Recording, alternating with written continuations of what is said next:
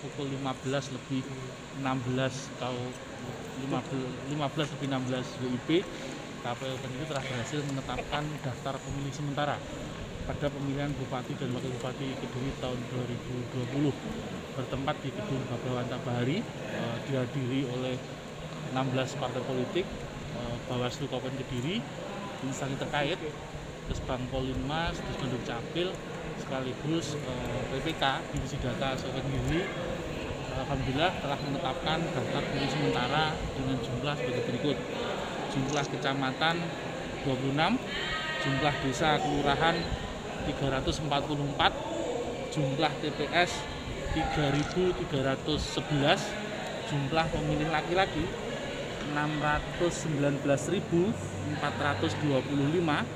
jumlah pemilih perempuan 615.449.493, jumlah pemilih laki-laki dan perempuan 1.234.918 pemilih.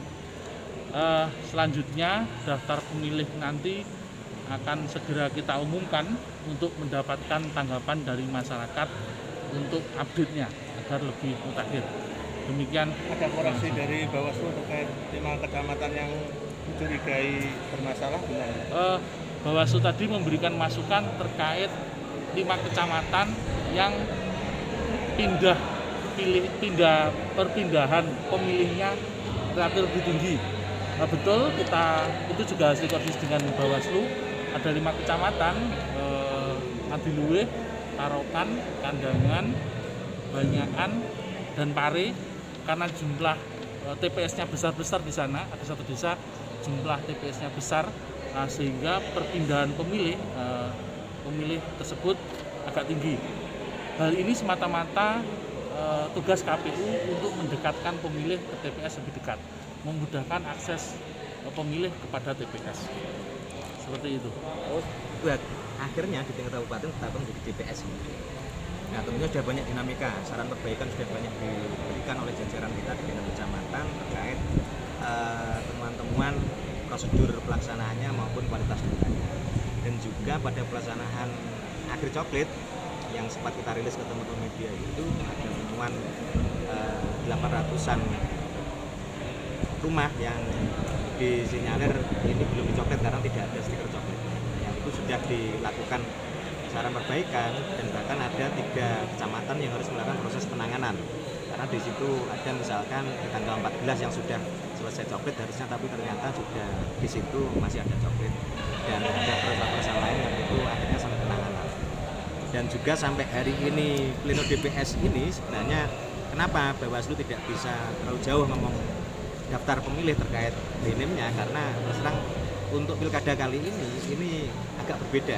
Memang arahan dari RI KPU sepertinya memang cukup menutup data BNIM-nya ini, dan sehingga dalam minggu ini kita harus melakukan klarifikasi ke KPU. Sampai tadi malam kita rekom sehingga kita dapatkan yang namanya BNIM itu baru tadi malam, sehingga kita baru cross-check pagi tadi. Dan dari hasil cross-check kita untuk menyiapkan di pleno DPS ini, kita dapati ada 5 kecamatan tadi yang cukup signifikan angka pemilih yang tidak memenuhi syarat. Itu utamanya di kode 10, yaitu bukan penduduk. Padahal harusnya bukan penduduk itu dia ada di Kediri tapi tidak punya identitas tentang diri. Itu sebenarnya identifikasi dari bukan penduduk, tapi ternyata angkanya dari 55.000 pemilih yang bukan penduduk itu ternyata 52.000 sekian itu ternyata dia pemilih-pemilih yang pemetaan TPS-nya itu salah di awal, sehingga harus disesuaikan dengan alamatnya.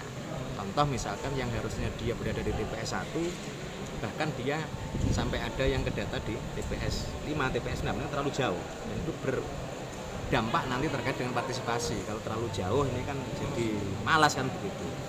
Akhirnya dinamikanya seperti itu sehingga pemilih TMS-nya terkesan tinggi. Makanya tadi kami dari Bawaslu meminta KPU untuk menjelaskan ke publik biar ini tidak menjadi pertanyaan. Karena kalau kita lihat dari data awal yang 1.300.000 hanya menjadi 1.200.000 sekian, ini kan ada 73.000 kan TMS-nya. Padahal kalau kita melihat tadi awalnya dari DPT 2019, DP4 harusnya tidak sebanyak itu.